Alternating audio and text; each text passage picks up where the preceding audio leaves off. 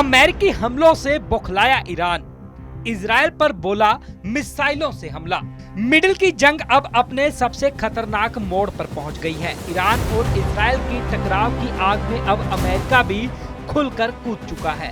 America ने Iran के 3 परमाणु ठिकानों फोर्डो, नतांज और इस्फहान पर इतिहास का सबसे सफल सैन्य हमला किया है। ट्रंप ने कहा कि फोर्डो इज गॉन, यानी फोर्डो अब अस्तित्व में नहीं रहा है। इससे भड़के ईरान ने अब पलटवार शुरू कर दिया है। ईरान ने इजराइल पर मिसाइलों की बारिश शुरू कर दी है। तेल अवीव में सायरन बज रहे हैं। इजरायली डिफेंस फोर्स ने लोगों से सुरक्षित रहने को कहा है। इस हमले में अमेरिका ने पहली बार अपनी सबसे ताकतवर बम तकनीक GBU-57A यानी बंकर बस्टर का इस्तेमाल किया।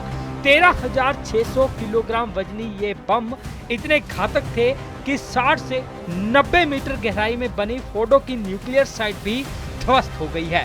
हमला करने आए 6 B-2 स्पिरिट स्टील्थ बॉम्बर्स ने कुल 12 बंकर बस्टर गिराए, जबकि एक B-2 ने नतांज पर 2 और बम बरसाए।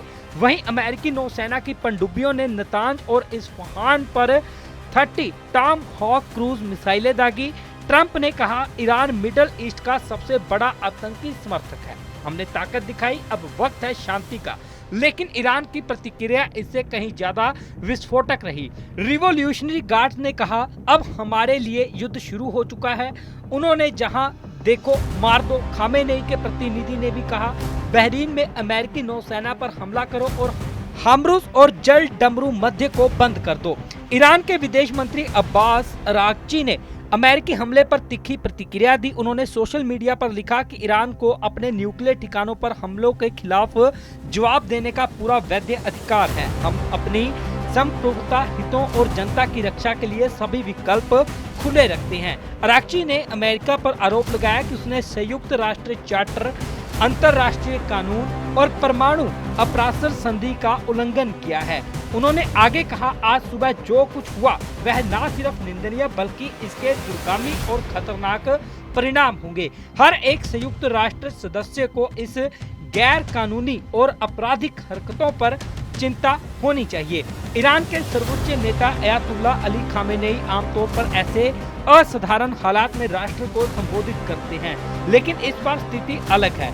रिपोर्ट्स के मुताबिक खामेनेई इस समय एक अज्ञात बंकर में है और उनकी सभी इलेक्ट्रॉनिक कम्युनिकेशन लाइनों को बंद कर दिया गया है ताकि उनकी लोकेशन को ट्रैक न किया जा सके और किसी संभावित हमले से बचाया जा सके। सुरक्षा कारणों से उनसे संपर्क भी बेहद सीमित और मुश्किल हो गया है। जब तक वह सामने नहीं आते तब तक ईरान की सरकारी और निर्णायक प्रतिक्रिया स्पष्ट नहीं हो पाएगी। IDF ने बताया कि ईरान से लॉन्च किए गए 2 ड्रोन को इजरायली वायुसेना ने देश के दक्षिणी हिस्से में मार गिराया है। इन ड्रोन के कारण अरावा इलाके में सायरन बजे, जिससे स्थानीय लोगों में दहशत फैल गई।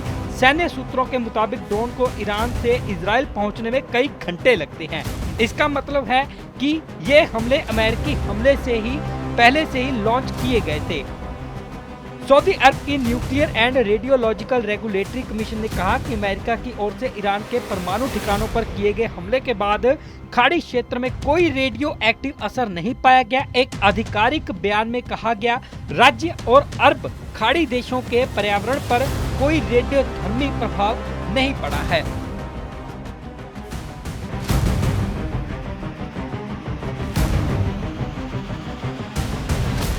अमेरिकी हमलों से बौखलाया ईरान, इजराइल पर बोला मिसाइलों से हमला। मिडिल की जंग अब अपने सबसे खतरनाक मोड़ पर पहुंच गई है। ईरान और इजराइल की टकराव की आग में अब अमेरिका भी खुलकर कूद चुका है।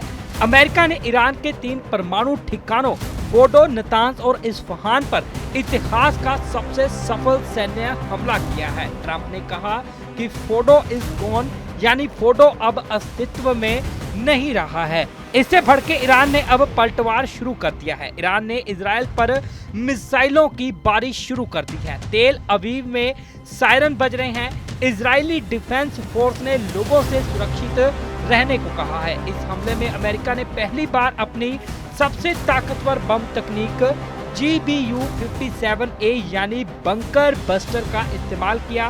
13,600 किलोग्राम वजनी ये बम इतने घातक थे कि 60 से 90 मीटर गहराई में बनी फोर्डो की न्यूक्लियर साइट भी ध्वस्त हो गई है। हमला करने आए 6B2 स्पिरिट स्टील्थ बॉम्बर्स ने कुल 12 बंकर बस्टर गिराए, जबकि एक B2 ने नतांज पर 2 और बम बरसाए। वहीं अमेरिकी नौसेना की पनडुब्बियों ने नतांज और इस्फहान पर 30 टॉम हॉक क्रूज मिसाइलें दागी।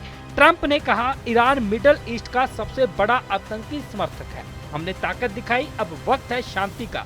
लेकिन ईरान की प्रतिक्रिया इससे कहीं ज्यादा विस्फोटक रही। रिवॉल्यूशनरी गार्ड्स ने कहा, अब हमारे लिए युद्ध शुरू हो चुका है।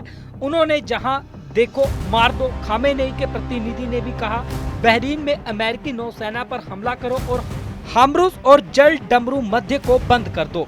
ईरान के विदेश मंत्री अब्बास अरागची ने अमेरिकी हमले पर तीखी प्रतिक्रिया दी। उन्होंने सोशल मीडिया पर लिखा कि ईरान को अपने न्यूक्लियर ठिकानों पर हमलों के खिलाफ जवाब देने का पूरा वैध अधिकार है। हम अपनी संप्रभुता, हितों और जनता की रक्षा के लिए सभी विकल्प खुले रखते हैं। अरागची ने अमेरिका पर आरोप लगाया कि उसने संयुक्त राष्ट्र चार्टर, अंतर्राष्ट्रीय कानून और परमाणु अप्रासर संधि का उल्लंघन किया है।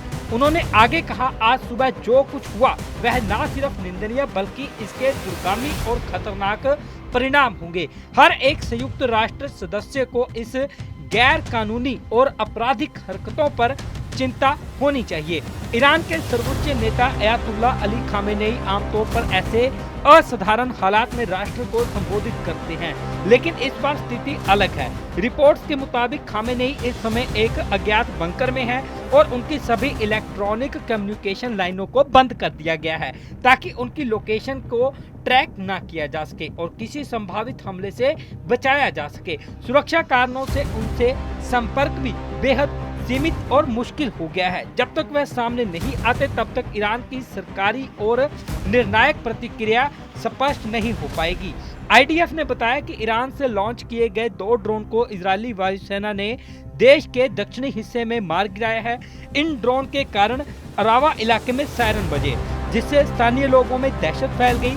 सैन्य सूत्रों के मुताबिक ड्रोन को ईरान से इजरायल पहुंचने में कई घंटे लगते हैं। इसका मतलब है कि ये हमले अमेरिकी हमले से ही पहले से ही लॉन्च किए गए थे। सऊदी अरब की nuclear and radiological regulatory commission ने कहा कि अमेरिका की ओर से ईरान के परमाणु ठिकानों पर किए गए हमले के बाद खाड़ी क्षेत्र में कोई रेडियो एक्टिव असर नहीं पाया गया। एक आधिकारिक बयान में कहा गया, राज्य और अरब खाड़ी देशों के पर्यावरण पर कोई रेडियोधर्मी प्रभाव नहीं पड़ा है।